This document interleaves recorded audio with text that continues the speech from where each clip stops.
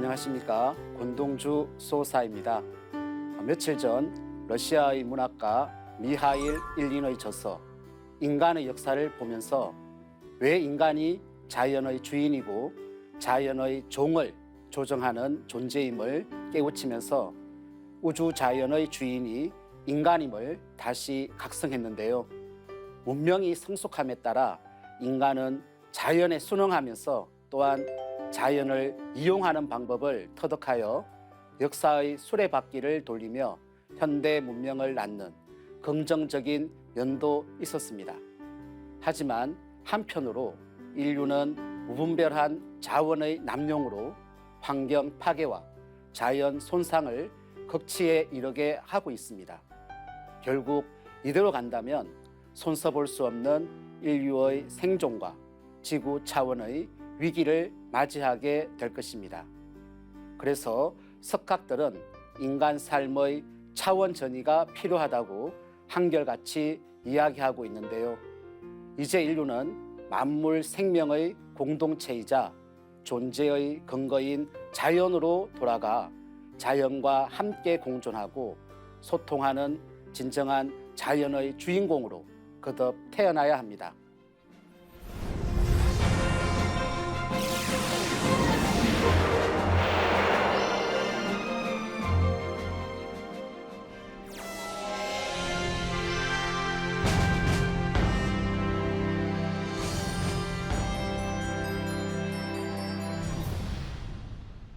지난 시간에는 천지의 도, 춘생추살 6장 상제님의 도는 어떻게 굽이쳐 왔나라는 제하로 내려주신 태상 종도사님의 말씀을 살펴봤는데요.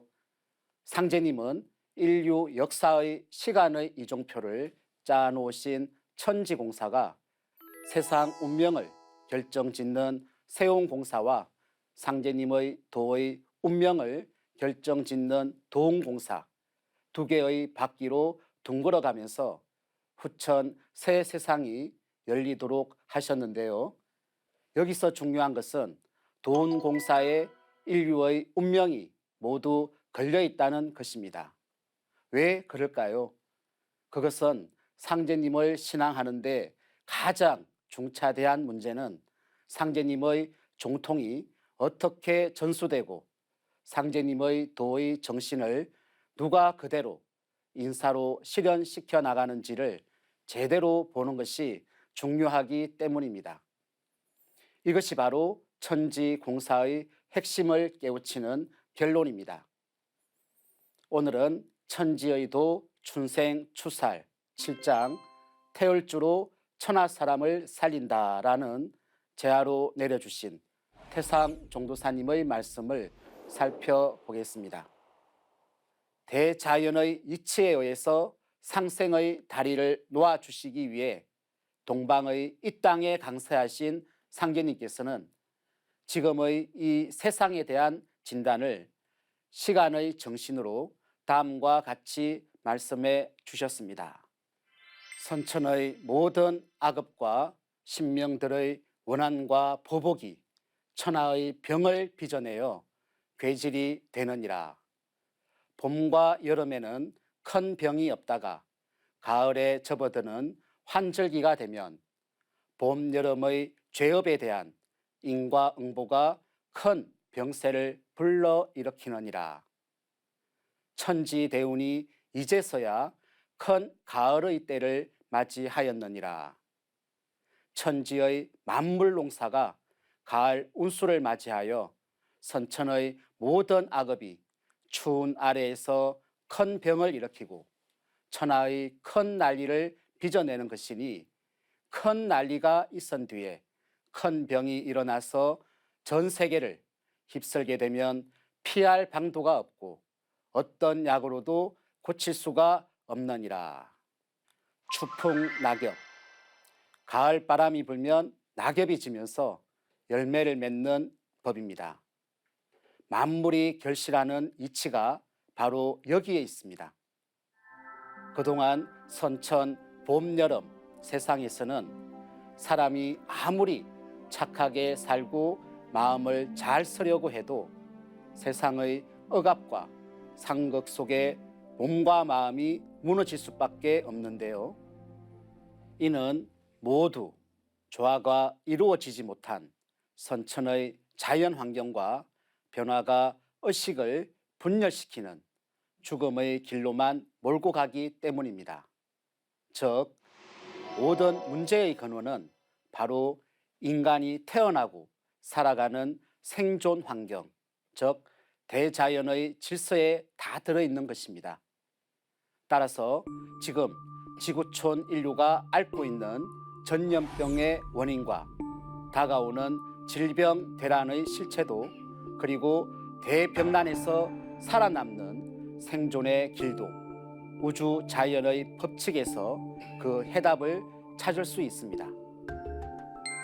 우주의 여름철 말이 되면 천지의 인간 세상의 성장과 분열을 한순간에 정지시키는 손길이 들어오는데요.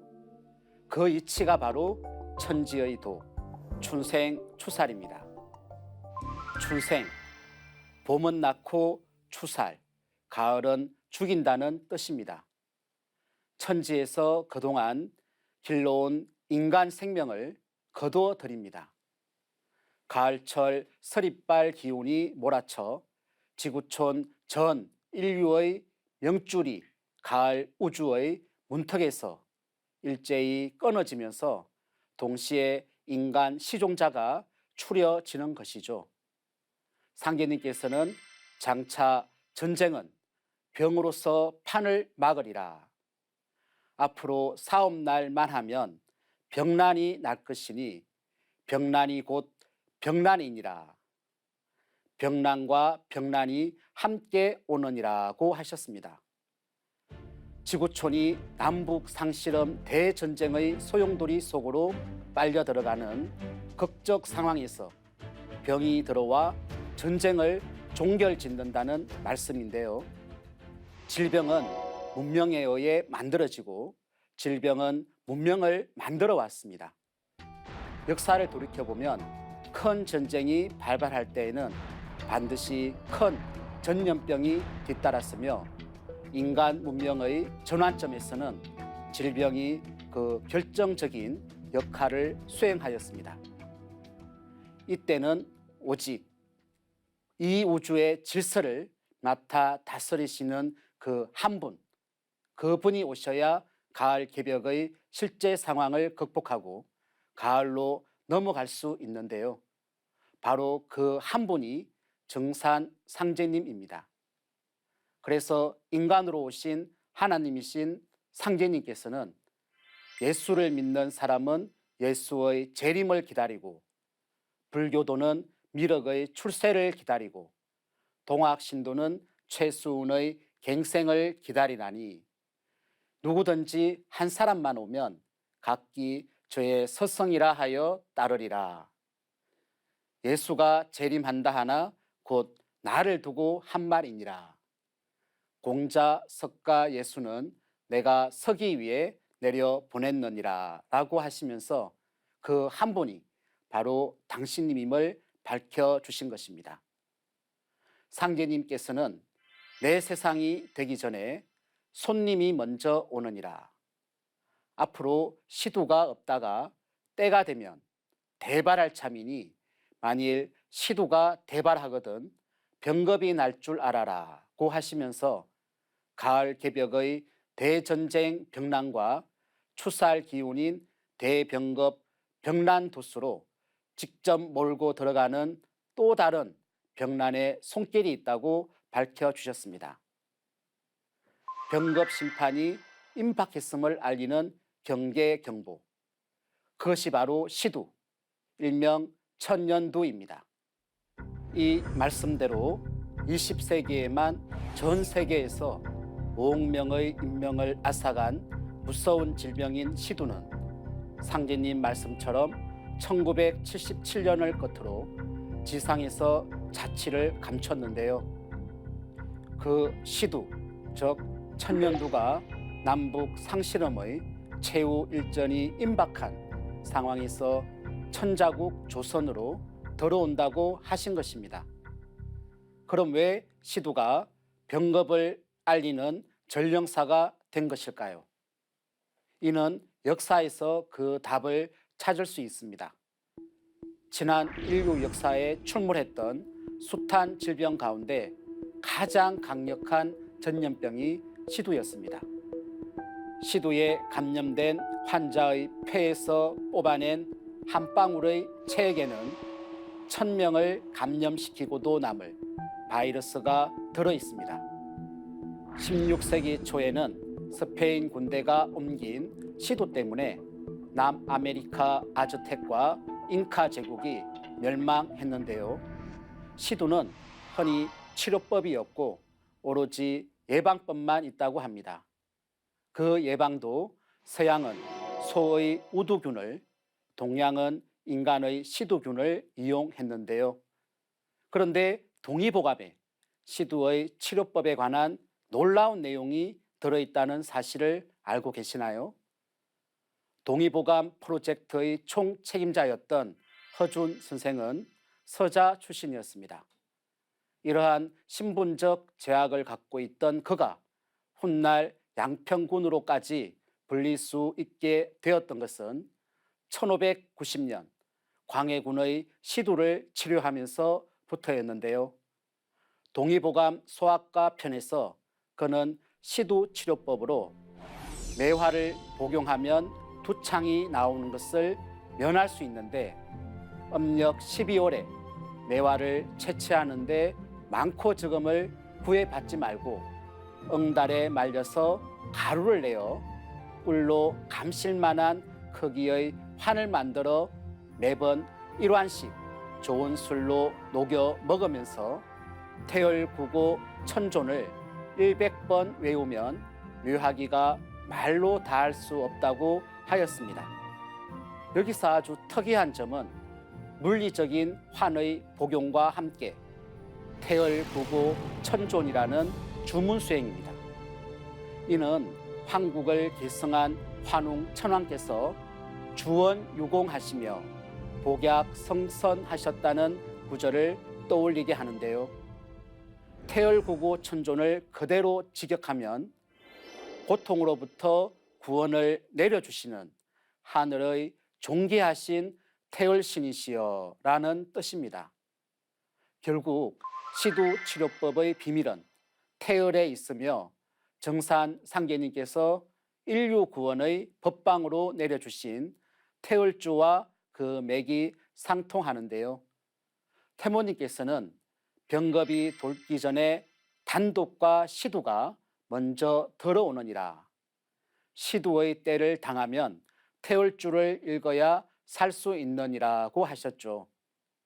그런데 일찍이 인간이 정복한 유일한 질병이라고 공표한 시두가 어떻게 해서 다시 발병하는 것일까요? 앞으로 시두가 없다가 때가 되면 대발할 참이라는 상제님 말씀처럼 시두는 1977년을 끝으로 지상에서 자취를 감추면서 이에 발맞춰 우리나라도 1981년 천년두를 법정 전염병에서 제외를 시켰는데요. 하지만 21년 만인 2002년 3월에 또다시 법정 전염병에 추가를 하였습니다.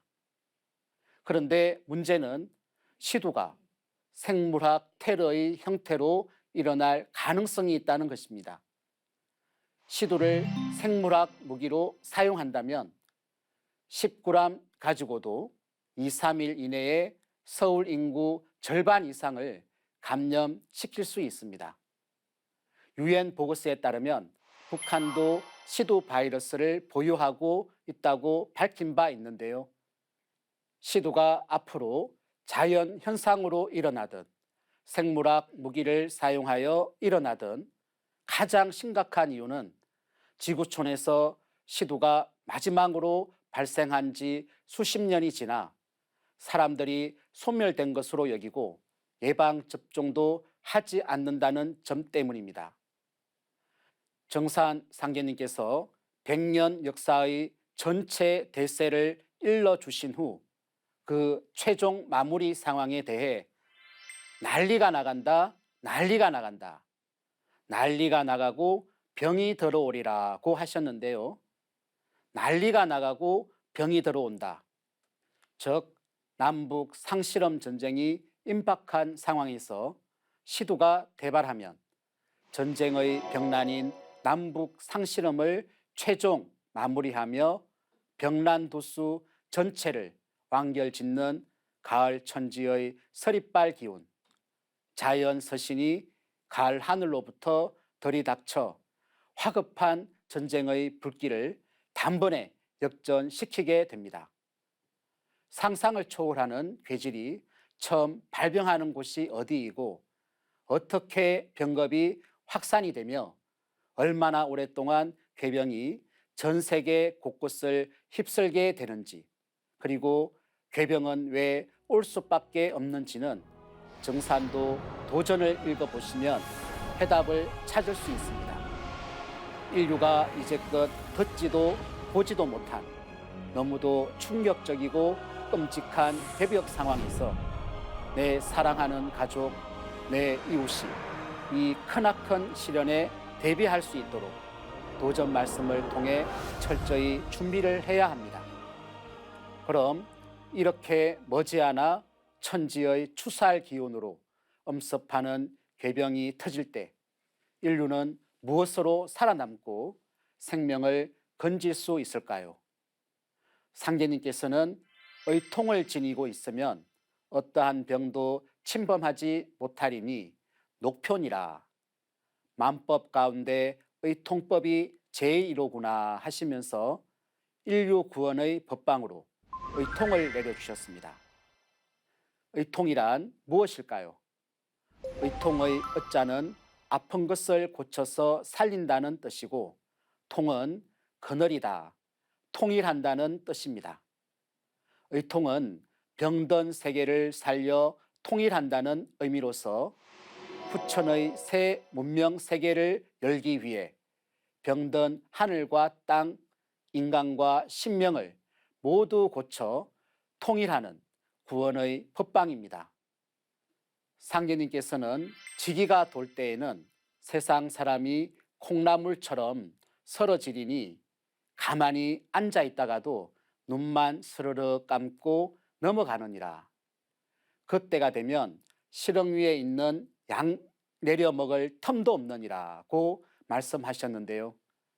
그 상황에서는 선천 성자들의 교법과 세상의 모든 의술, 의학이 무용지물이 됩니다.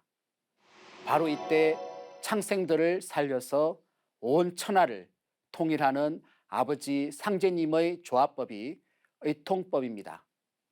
다시 말해서 가을 개벽의 숙살 기운이 병겁으로 휘몰아칠 때 전 인류가 죽어 넘어가는 현장에서 사람을 살리는 상제님의 심패, 그것이 의통입니다. 이 의통은 실제하는 신물로서 태울줄을 바탕으로 하는 상제님의 조화 신권과 독권을 상징합니다. 상제님께서는 모든 기사묘법을 다 버리고 오직 비열한 듯한 의통을 알아두라고 거듭 당부하셨습니다. 가을 개벽의 극한 상황에서 선천 상극의 모든 대립과 갈등을 마무리 짓고 후천의 세계 통일 문화를 여는 관건, 그것이 바로 의통입니다.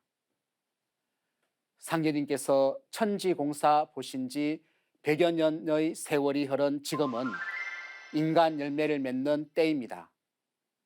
인류는 지구의 불, 선천, 봄, 여름, 우주의 고통과 비극의 불길을 묻는 화둔의 시간에 들어서 있습니다.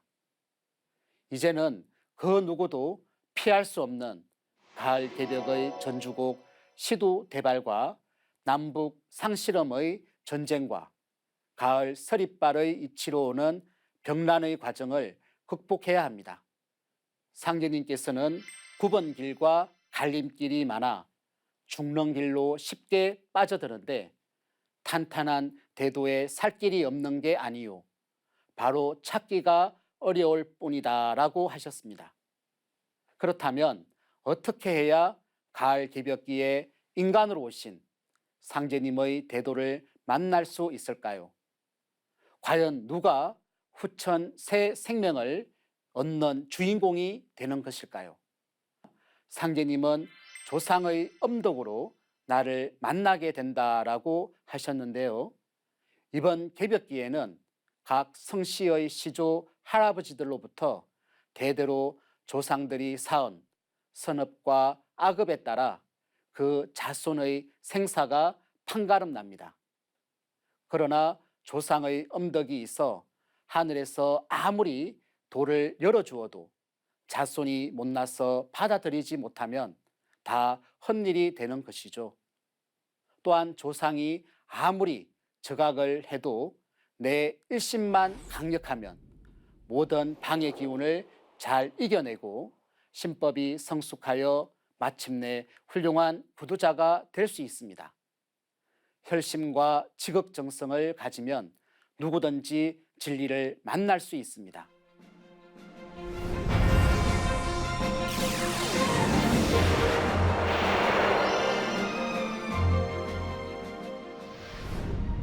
이와 관련한 시청자의 질문이 들어와 있는데요. 한번 들어볼까요?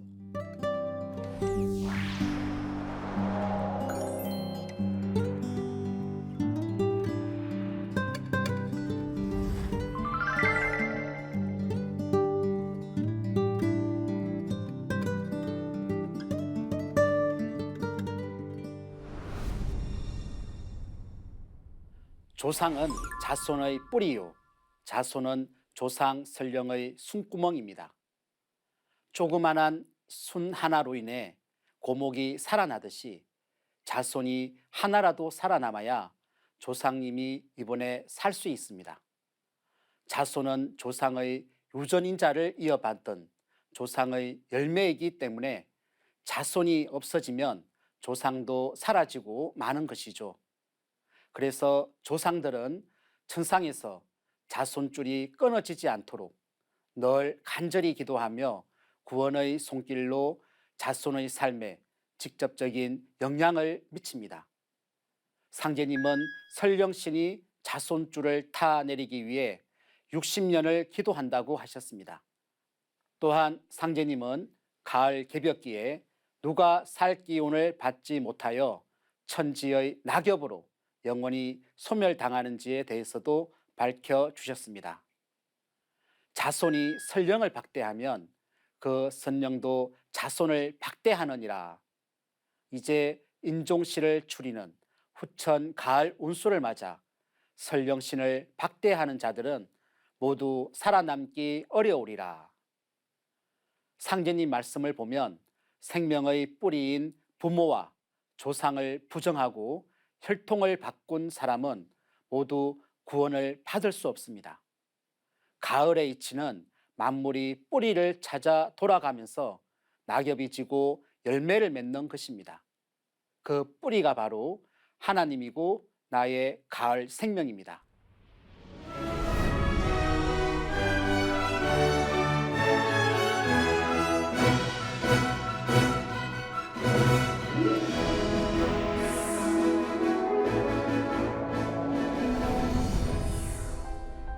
하늘에 있는 태양과 달의 빛이 지구에 내려오는 이유는 바로 인간을 길러 성숙시키기 위함입니다. 하늘과 땅의 존재의 목적은 인간에게 있습니다. 그리고 인간의 목적은 하늘과 땅에 있습니다. 천지와 인간의 관계성과 목적성을 알기 위해서는 우주일년 사계절의 인간 농사 짓는 새로운 이야기를 알아야 합니다. 그러므로 진리의 대상은 인간에게 있습니다. 모든 종교의 가르침과 철학의 탐구 대상은 인간이어야 합니다. 인간의 놀라움에 눈을 떼야 합니다. 20세기 현대 물리학의 최고의 성과는 인간이 참여하는 우주라는 사실을 밝힌 것인데요. 천지의 이치로 인간 열매를 맺게 하기 위해 오는 가을 대개벽의 서리빨 벽난에서 구원의 주체는 신이 아닌 인간입니다. 인간이 하나님의 조합권과 신권인 의통을 지고 직접 인간이 인간을 살려 하나님의 꿈을 이루게 됩니다. 상계님께서는 천하 생명을 태울주로 살린다. 태울주로 천명을 이루느니라고 하셨습니다. 천지병을 다스리는 천지의 약주문, 태울주에 관한 이야기는 다음 시간에 구체적으로 살펴보겠습니다. 감사합니다.